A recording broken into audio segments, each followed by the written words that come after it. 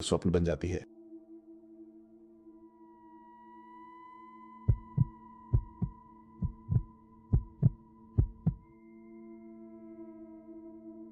तो ये शायद मेरे साथ हुई सबसे अजीब घटना है और इसे और भी ज्यादा हैरान करने वाली बात यह है कि मुझे यकीन ही नहीं हो रहा कि मैंने इसे वीडियो में कैद कर लिया। मैं शुरुआत करता हूँ। मेरे दोस्त रॉन और उसकी पत्नी टीना ने हाल ही में ये नया घर खरीदा था। मुझे लगता है कि ये शायद 4 साल पहले की बात होगी। पहले तो उन्हें सब कुछ बहुत अच्छा लगा। एक सुरक्षित और शांत पड़ोस में एक अच्छा माइनस खासा घर। घर में शिफ्ट होने के कुछ महीनों बाद मैं रॉन से ड्रिंक्स के लिए मिला और मैंने उससे पूछा कि नया घर उसे कैसा लग रहा है। वो थोड़ा अजीब बर्ताव करने लगा। जब मैंने उस पर घर के बारे में लगातार दबाव डाला तो आखिरकार वो मान गया और उसने मुझे बताया कि उसे क्या परेशान कर रहा है। वो और टीना इस बात को लेकर आश्वस्त थे कि घर में भूत है।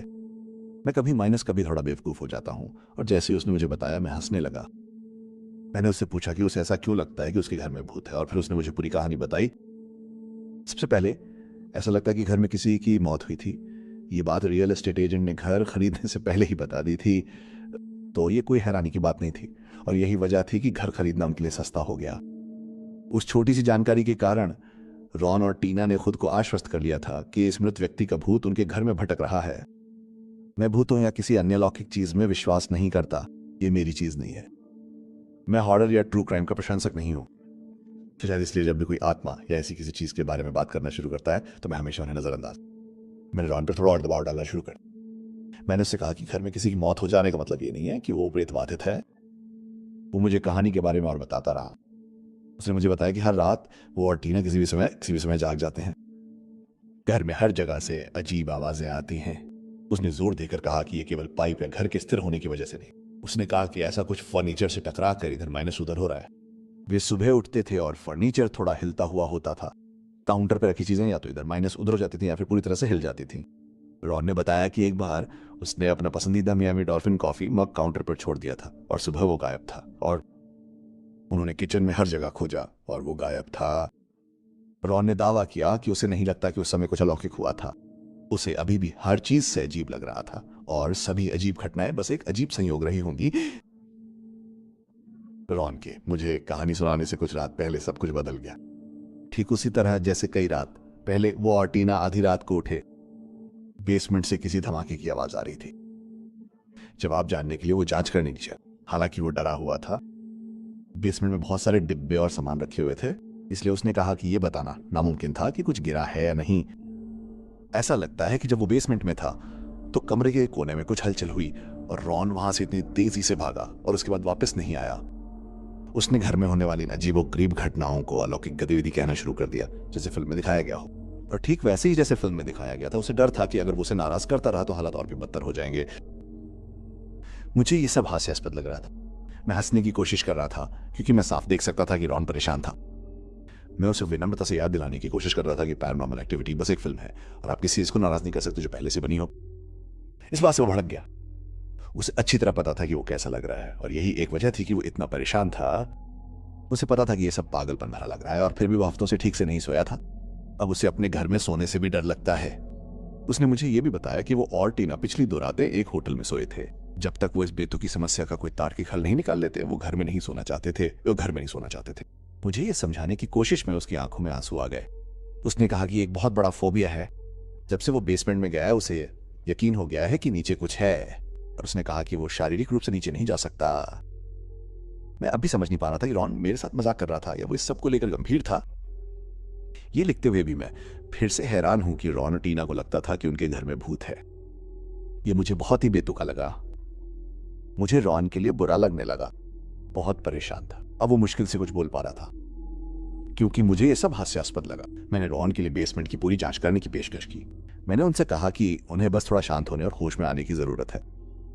मैंने कहा कि मैं बेसमेंट के हर कोने की जांच करूंगा, कोई भूत ना हो और जो भी आवाजें और अजीब हरकतें वो महसूस कर रहे हैं उन्हें किसी न किसी तरह समझाया जा सकता है। पहले तो वो झिझक रहा था क्योंकि उसे लगा कि मेरे वहां होने से वो भूत नाराज हो सकता है, लेकिन मैंने तुरंत उसे मना लिया। मुझे याद है कि इसके बाद टीना ने रॉन से फोन पर लड़ाई की थी क्योंकि वो नहीं चाहती थी कि मैं जांच करूं। वो 100% आश्वस्त थी कि ये सब अलौकिक है और अगर मैं बेसमेंट में जाकर देखता तो मैं और वे दोनों मुसीबत में पड़ जाते। कॉल के बाद रॉन ने कहा कि वो मुझे घर तक छोड़ देगा लेकिन वो बाहर इंतजार करेगा और हम टीना को नहीं बता सकते। मैं उस बात से थोड़ा घबरा गया था, लेकिन मैं उन्हें यह साबित करना चाहता था कि उनके बेसमेंट में कुछ भी नहीं है। जब हम घर पहुंचे तो रॉन ने मुझसे एक बार फिर विनती की कि मैं उस आत्मा को नाराज न करूं। मैंने बस सिर हिलाया और घर के अंदर चला गया। मैं अपने स्वभाव के अनुसार काल्पनिक भूतों को नाराज करके यह साबित करना चाहता था कि उनका कोई अस्तित्व नहीं है। बेसमेंट में जाने से पहले मैं पूरे घर में घूमा और मुझे कुछ भी अजीब या असामान्य नहीं लगा सिवाय एक बदबू। और इससे पहले कि कोई ये सोचने लगे कि ये बदबू शैतानी है या कुछ और, मैं ये नहीं कह सकता कि ये बदबू शरीर की बदबू जैसी थी। आखिरकार मैं बेसमेंट में गया। वहां बहुत गंदगी थी, हर जगह डिब्बे पड़े थे। कुछ देर इधर माइनस उधर देखने के बाद मैंने भूतों को बुलाने के लिए चिल्लाना शुरू कर दिया। और जैसा कि आप उम्मीद कर सकते हैं, वहां कोई भूत या कोई अन्य असाधारण घटना नहीं घट रही थी। मैं जाने वाला था और फिर मैंने जाने से पहले रॉन के खर्च पर थोड़ा मजा करने का फैसला किया। मैंने अपना फोन निकाला और एक छोटा सा वीडियो रिकॉर्ड करना शुरू कर दिया। मैं सेल्फी मोड में रिकॉर्डिंग कर रहा था क्योंकि मैं रॉन को सिर्फ मजाक के तौर पर यह वीडियो दिखाने वाला था। मैंने वीडियो में एक टिप्पणी की थी कि यहां कोई भूत नहीं है और जैसा कि आप देख सकते हैं यहां नीचे स्टोरेज के अलावा कुछ नहीं है। मैंने मुड़कर कैमरे को अपने कंधे पर स्टोरेज दिखाने के लिए थोड़ा ऊपर उठाया और जैसे मैंने ऐसा किया मुझे लगा कि मुझे स्क्रीन के कोने में कुछ अजीब दिखाई दे रहा है। इसलिए मैंने कैमरे को थोड़ा पीछे किया और वहां ठीक सामने एक डरावना बूढ़ा आदमी बैठा था। भूत या दानव नहीं, बल्कि एक बीमार बूढ़ा आदमी। काश मैंने रिकॉर्डिंग जारी रखी होती। मैंने उसे बंद कर दिया और भाग गया। तो मैं यहाँ कुछ मिनटों से हूँ और मैंने कोई भूत, राक्षस या कोई अलौकिक गतिविधि नहीं देखी है। यहाँ नीचे आपके बेकार के सामान के अलावा कुछ नहीं है। हे भगवान।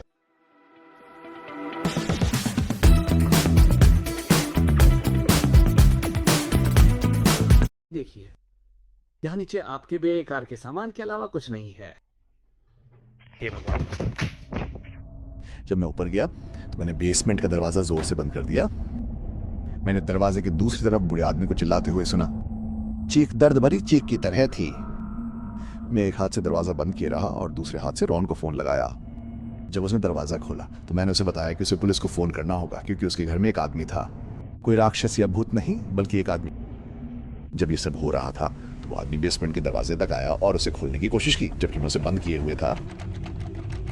मैं उस पर चिल्लाने लगा और वो बस चिल्लाता रहा। फिर वो बार माइनस बार चिल्लाते हुए कहने लगा, हाय नहीं नहीं नहीं, हे। पुलिस को आने में शायद 10 मिनट लगे और मैं पूरे इंतजार के दौरान दरवाजा पकड़े रहा। और मैं सच कह रहा हूं, इस आदमी ने पूरे समय दरवाजा खोलने की कोशिश की। जैसे ही मैंने पुलिस की गाड़ियों को आते सुना, मैंने दरवाजा छोड़ दिया और वो आदमी अंदर घुस गया। मुझे पुलिस के घर के अंदर आने तक इंतजार करना चाहिए था। एक पल ऐसा भी आया जब मैं इस बूढ़े आदमी के सामने खड़ा था। वो स्पष्ट रूप से पागल था। उसकी आंखें लगभग प्लास्टिक की तरह। वो मेरे चेहरे पर इतनी जोर से चिल्लाया कि मैं गिर पड़ा और फिर वो घर के पिछले दरवाजे से भाग गया। मैंने उसका पीछा करने की कोशिश की, लेकिन वो बूढ़ा आदमी बहुत तेज था। मैंने पुलिस वालों को पुकारना शुरू कर दिया, जो अभी घर में बिना किसी जल्दबाजी के दौड़ रहे थे। मैंने उन्हें बताया कि वो आदमी पिछले दरवाजे से भाग गया और मुझे नहीं पता कि वो किस दिशा में गया। पुलिस वालों ने काफी देर तक उसकी तलाश की, लेकिन वो नहीं मिला। रॉन ने टीना को फोन किया और उसे पूरी घटना बताई। पहले तो वो गुस्से में थी, लेकिन बाद में वो हर बात से हैरान रह गई। उसके बाद हम बेसमेंट में गए और सब कुछ जांचा। वो भयानक गंध स्पष्ट रूप से उस आदमी के शरीर की गंध थी। बेसमेंट के कोने में एक छोटा तकिया और वहां सबसे ज्यादा बदबू आ रही थी। कंबल के बगल में रॉन का मियामी डॉल्फिन मग भी था। मैंने पुलिस को वीडियो दिखाया और मुझे नहीं लगता कि उन्होंने उस आदमी को पकड़ा, कम से कम मेरी जानकारी में तो नहीं। इस सब के बाद रॉन ने मुझे बताया कि इस घटना से पहले टीना कभी दरवाजा बंद नहीं करती थी। वो एक अच्छे मोहल्ले में पली माइनस बड़ी थी और चूंकि ये भी एक अच्छा मोहल्ला था एकमा, इसलिए उसे नहीं लगता कि कुछ भी भयानक हो सकता है। Not to mention my boss is rich and I एक दिन जब वे needed the काम पर money. थे, So this या job रात was को an जब वे easy सो yes रहे to थे, make तो some यार extra money on the अचानक side. उनके घर में घुस आया। One thing that sucks अब about वो me सोने is से that I पहले struggle लगभग to 5 sleep bar when I'm ताले not at चेक करती home. है। I won't use the word इससे पता चलता है कि आप insomniac, कितने but भी it अच्छे माहौल में sometimes क्यों न feels रहते like हो, that. अगर आप दरवाजा I guess it छोड़ could be देते हैं, nerves, तो but आप I हमेशा don't अपने घर know. में अनचाहे I अजनबियों just को don't आमंत्रित sleep करते well when I'm रहेंगे। not in my own bed. Being proactive and knowing I was going to stay up late, I brought over my Nintendo Switch. I